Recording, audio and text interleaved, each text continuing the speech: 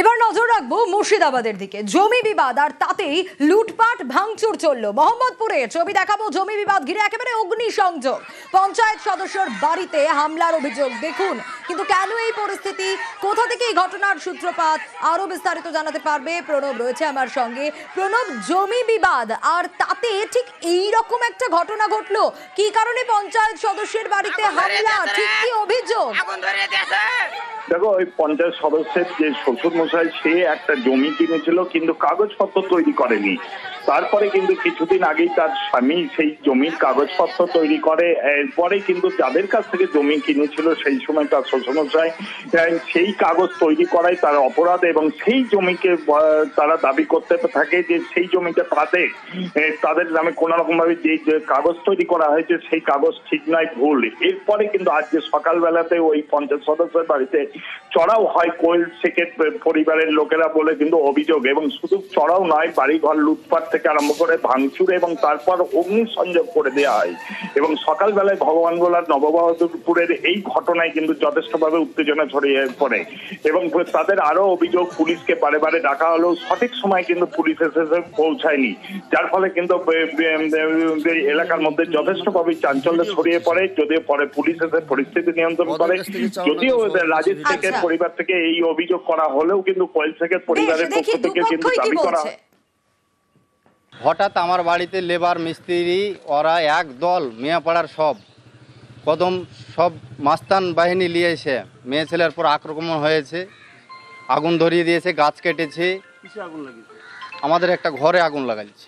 ওরাও তো বলছে যে আমাদের দলিল আছে। আমাদেরও তো দলিল আছে, তাহলে দেখুক দলিলটা কার? তাহলে সেই অরিজিনাল দলিল রেকর্ড সবই আছে।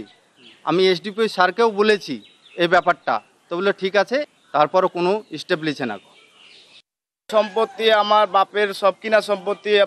আমার বাপ তাকে 3 শতক জায়গা দিয়েছে, সে জাল রেকর্ড করে একটা, সে রেকর্ড পর্যন্ত আমার কাছে তোলা আছে, যে দলিল পর্যন্ত তোলা আছে। আগুন ও নিজে মুখে লাগাচ্ছে, ওর যে ভিডিও, সেই ভিডিও পর্যন্ত আমার কাছে আছে। যে ভিডিও আপনার যেটা করে সেই ভিডিওটা পর্যন্ত আমি করে রেখেছি। কেননা এই যে দুর্নীতি উজে যে জিনিসটা করতে চাইছে, বিশাল আকৃতি করছে। আবাস যোজনার বাড়ি তৈরিতে বিতর্ক, কিন্তু কেন বিতর্ক জানেন? তার কারণ কাউন্সিলরের নেতৃত্বে অন্যের জায়গায় আবাসের বাড়ি হয়ে যাচ্ছে। কিভাবে সম্ভব? খড়গপুর পুরসভার 23 নম্বর ওয়ার্ডে এই ঘটনা ঘটেছে। আরো বিস্তারিত এই বিষয়ে জানাতে পারবে শঙ্কর, রয়েছে আমার সঙ্গে। শঙ্কর, জমি মালিক তো বারবার অভিযোগ জানিয়েছেন, তারপরেও সাহায্য পাওয়া গেল না। কাউন্সিলরের নেতৃত্বে কিভাবে অন্যের জায়গায় আবাসের বাড়ি সম্ভব? একেবারে শুনিয়া গায়ের জোরে বলা যায় কংগ্রেসের কাউন্সিলর এবং তার দলবল গিয়ে লোকের বাড়িতে তার জায়গার উপরে 2 ডেসিমিল জায়গার উপরে আবাস যোজনার বাড়ি তৈরি করে দিয়েছে। সেই লোক বহু জায়গা এই অভিযোগ জানানোর সত্ত্বেও পুরসভা কর্ণপাত করেনি বলে অভিযোগ। 144 থাকা সত্ত্বেও ওই জায়গাতে বাড়ি তৈরি করেছে, এমনটাই অভিযোগ করেছেন অভিযোগকারী।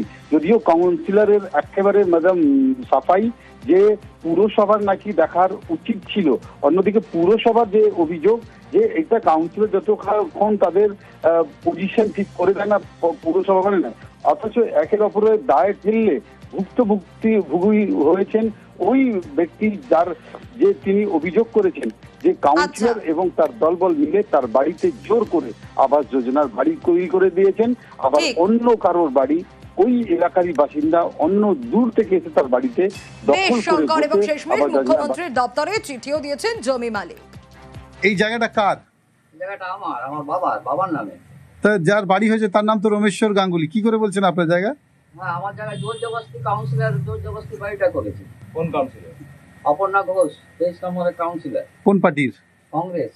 কি করে করলো আপনার জায়গার উপরে? গায়ের জোরি, পুরাটাই গায়ের জোরি, মারপিট, গায়ের জোরি। কি চাইছেন আপনারা? এই বাড়িটা ভাঙুক, আমাদের জায়গার উপরে বাড়ি হয়ে গেছে জোর জবরদস্তি। হ্যাঁ, আমার তো বিশাল জায়গা কিছু নেই যে আমার জায়গা একজন দখল করে নিবে। আর আমার বাচ্চা কাচ্চা, আমার ফ্যামিলি বড়, আমরা থাকবো কোথায়?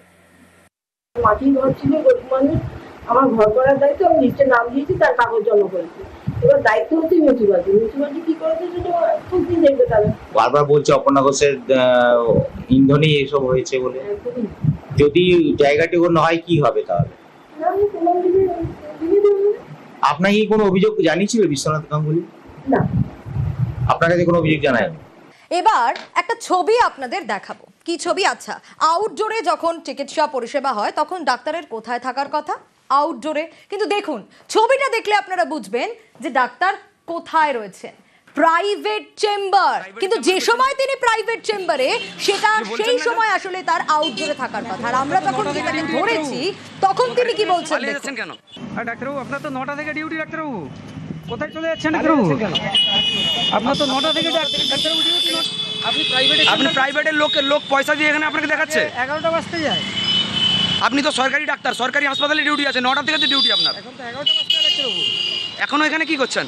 10:30 বাজে প্রায়। কিছু বলবেন? দেখলেন কোনো কথা বলছে না, মুখে কুলু পেটেছেন তিনি। কিন্তু আমরা নিউজ 18 বাংলা এই খবর দেখিয়েছি, আর তারপরেই শোকজ করা হয়েছে এই ডাক্তারকে, ব্যবস্থা নেওয়া হয়েছে। আরো ডিটেইল জানাতে পারবে পঙ্কজ রয়েছে আমার সঙ্গে। পঙ্কজ, আমরা যখন প্রশ্ন করলাম বা তুমি যখন প্রশ্ন করলে তখন তো তার মুখে কুলু, কিন্তু এবার তো শোকজ করা হয়েছে তাকে আমাদের খবরের জেরে। এবার তো উত্তর দিতেই হবে, কি করছিলেন সেই সময় তিনি প্রাইভেট চেম্বারে? দেখো, একেবারে যেখানে প্রাইভেট চেম্বার, যেখানে সরকারি যে পরিষেবা দেওয়া ডিউটি ছিল 9টা থেকে 11টা পর্যন্ত, এগরা সুপার স্পেশালিটি হাসপাতালে, যেখানে চর্মরোগ বিশেষজ্ঞ এম.টি. আহমেদ।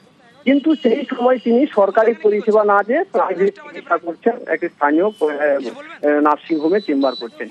সেক্ষেত্রে যখন রুগীরা, পরিজনরা তারা কিন্তু দাঁড়িয়ে বেথক হয়ে গেছেন এবং নাজেহাল হচ্ছে। বারবার যখন আমরা দেখতে পেলাম, যখন ক্যামেরার সামনে দেখা গেল যে ওই ডাক্তার অন্য জায়গায় চেম্বার করছে, তারপরেই কিন্তু নয় জোরে বসে প্রশাসন, মুখ্য সচিব অর্থাৎ জেলা স্বাস্থ্য আধিকারিক, তারা কিন্তু এই খবর পেয়ে, খবর দেখে এবং তারা কিন্তু শোকজ লেটার ধরায়।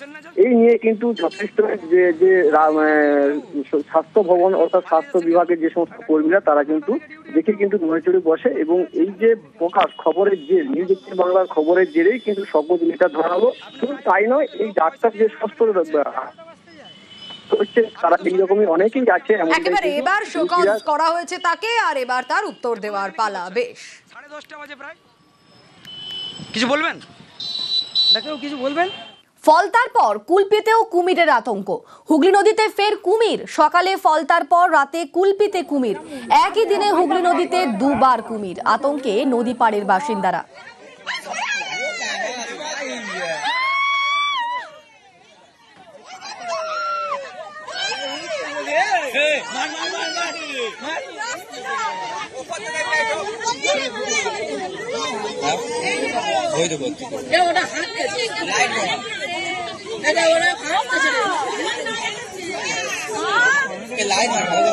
গতকাল আমরা তো এখানেই সবাই ছিলাম, ওখানে দেখি চেঁচামেচি হচ্ছে, তো গেলাম। বিকাল থেকেই দেখি একটা কুমির ওখানে আছে, সবাই লোকজন জড়ো হয়েছে, সবাই আতঙ্কে আছে, নদীতে কেউ নামতে পারছে না। স্বাভাবিকভাবে হুগলি নদীতে তো কুমির দেখা যায় না, না নদীতে কুমির থাকে না। প্রথম দেখলেন এগুলা? হ্যাঁ, এখানে প্রথম দেখলাম। আতঙ্কে আছেন তো? হ্যাঁ, আতঙ্কে আছি। রাতে ওপরের দিকে ওঠার চেষ্টা করছিল, মানুষজন জড়ো হয়েছিল, উঠতে পারছিল না।